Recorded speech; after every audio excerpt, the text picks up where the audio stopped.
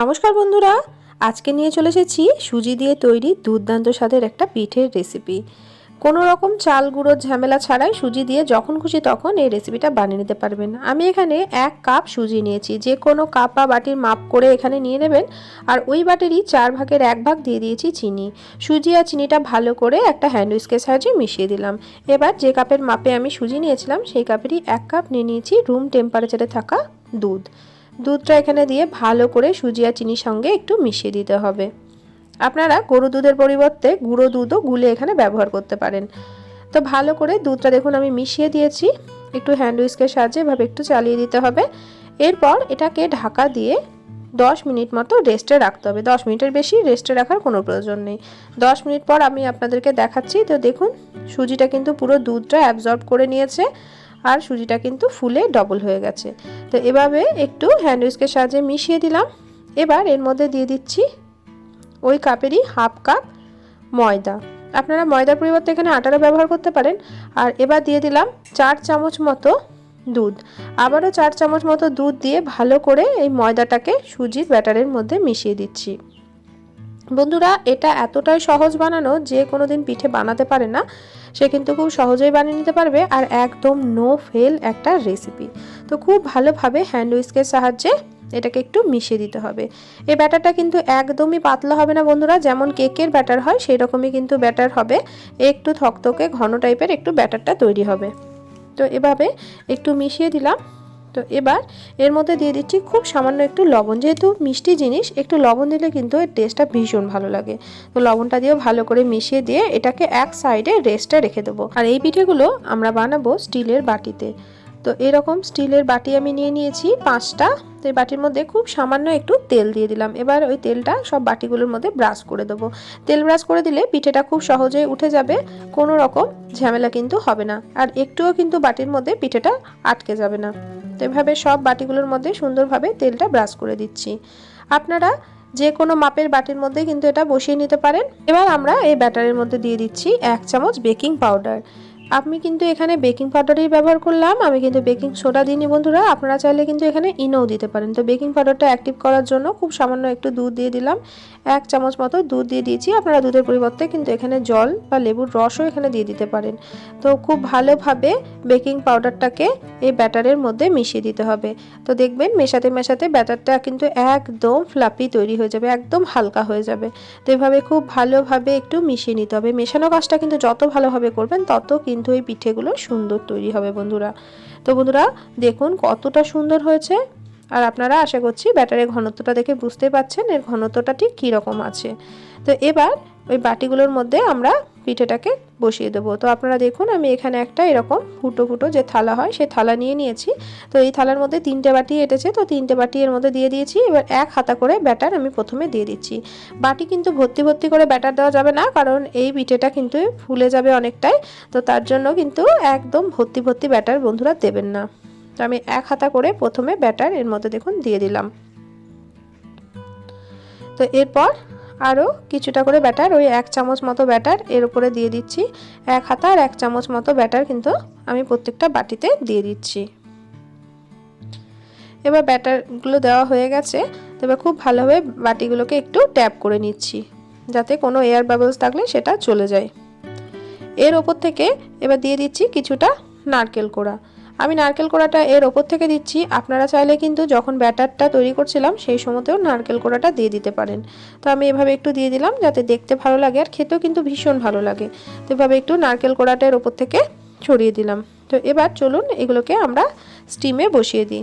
আমি আগে থাকতেই কড়াইয়ে কিছুটা জল গরম হতে দিয়েছিলাম। তো জলটা এখন ফুটে গেছে। তো এ পর্যায়ে এই থালাটা এই জলের উপরে আমরা বসিয়ে দিলাম। তো এই ভাপেই কিন্তু এটা তৈরি হয়ে যাবে। 15 মিনিট মতো এটাকে ঢাকা দিয়ে মিডিয়াম ফ্লেমে আমরা রেখে দেব। বাকি যে দুটো বাটি আছে সেই দুটো বাটিও আমি একটা স্টিলের প্লেটের মধ্যে নিয়ে নিয়েছি। একই রকমভাবে আর একদিকেও এই বাটিগুলোকে আমরা স্টিম করে নেব। তো বন্ধুরা এর ওপর থেকেও দিয়ে দিলাম কিছুটা নারকেল কোড়া। তো একই রকমভাবে এই বাটিগুলোকেও একটু ট্যাপ করে নেব, যাতে কোনো এয়ার বাবলস থাকলে সেই এয়ার বাবলসটা চলে যায়।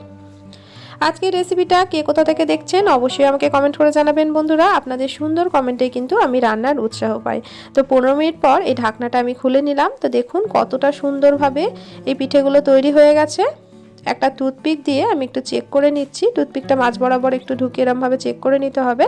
যদি টুথপিকের গায়ে কিছু লেগে থাকে কাঁচা ব্যাটার, তাহলে বুঝতে হবে যে এটা এখনও পর্যন্ত কাঁচা আছে। তবে কিন্তু এটা কাঁচা নেই, এর মধ্যে শুধু নারকেলের গুঁড়োটাই লেগে যাচ্ছে। সুন্দরভাবে এটা তৈরি হয়ে গেছে। এটাকে এবার একদম ঠান্ডা করে নেব। আর এদিকে আমি এর জন্য একটা মালাই তৈরি করছি। তো আমি 500 গ্রাম দুধ নিয়ে নিয়েছি, আর এর মধ্যে দিয়ে দিলাম কিছুটা গুঁড়ো দুধ। তো ওই 10 টাকা প্যাকেটের যে গুঁড়ো দুধ হয় সেই গুঁড়ো দুধ এক প্যাকেট আমি দিয়ে দিয়েছি, আর দিয়ে দিলাম 2টো এলাচ মুখটা ফাটিয়ে। তো খুব ভালোভাবে গুঁড়ো দুধটাকে দুধের মধ্যে মিশিয়ে দিচ্ছি। এই গুঁড়ো দুধটা দেওয়ার জন্য এই মালাইটার খুব সুন্দর একটা ফ্লেভার আসে, আর দুধটা কিন্তু খুব তাড়াতাড়ি ঘন হয়ে যায়।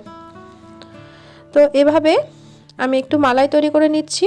তো বন্ধুরা দেখুন, এবার গ্যাসের ফ্লেমটা আমি জ্বালিয়ে দিলাম, আর ঠান্ডা অবস্থাতেই কিন্তু গুঁড়ো দুধটা এর মধ্যে মিশিয়ে দিতে হবে, তাহলে কিন্তু কোনো রকম লামস থাকবে না, নাহলে কিন্তু লামস হয়ে যেতে পারে। এবার দিয়ে দিচ্ছি চিনি।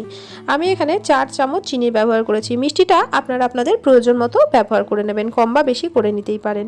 তো দুধটাকে খুব বেশি ঘন করব না, খুব বেশি ঘন হয়ে গেলে তখন দুধটা যখন আমরা পিঠের মধ্যে দেব তখন কিন্তু দুধটা ভালোভাবে পিঠের মধ্যে ঢুকবে না।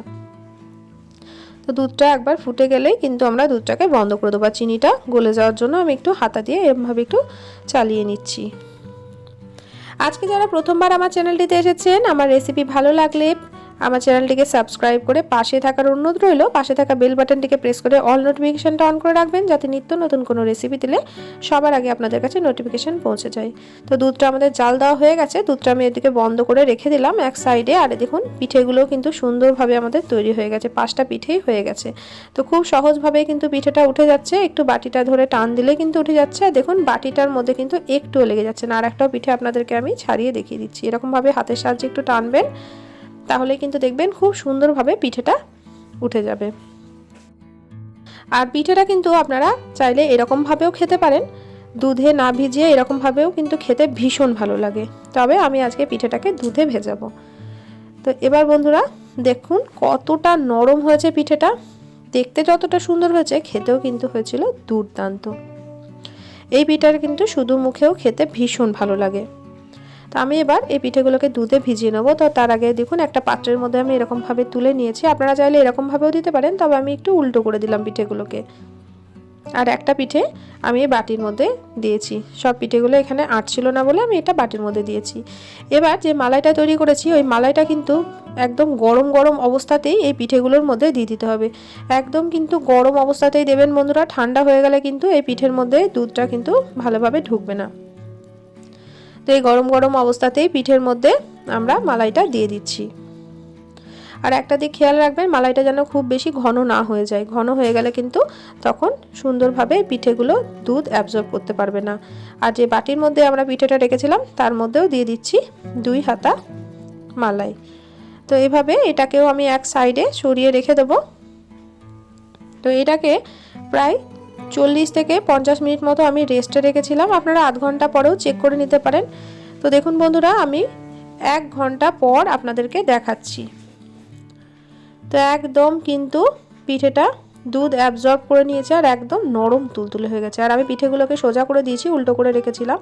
আর দেখুন বন্ধুরা একটা পিঠে আপনাদেরকে ভেঙে দেখাচ্ছি। দেখুন একদম নরম তুলতুলে, মুখে দিলেই কিন্তু মিলিয়ে যাবে। একবার হলেও এভাবে এই পিঠেটা বানিয়ে দেখুন, খেতে দুর্দান্ত হয়। একবার বানালে বারবার বানানোর অনুরোধ আসবে, আর এর স্বাদ কিন্তু ভুলতে পারবেন না বন্ধুরা। তবে আজকের রেসিপি কেমন লাগলো অবশ্যই আমাকে কমেন্ট করে জানাবেন। রেসিপি ভালো লাগলে প্রিয়জনদের সঙ্গে শেয়ার করতে কিন্তু ভুলবেন না বন্ধুরা। আমার চ্যানেলে নতুন বন্ধু হয়ে থাকলে চ্যানেলটিকে সাবস্ক্রাইব করে পাশে থাকার অনুরোধ রইল। আজকের মতো আসি, দেখা হবে অন্যদিন অন্য একটা রেসিপির সাথে। সবাই ভালো থাকবেন, সুস্থ থাকবেন, সাবধানে থাকবেন।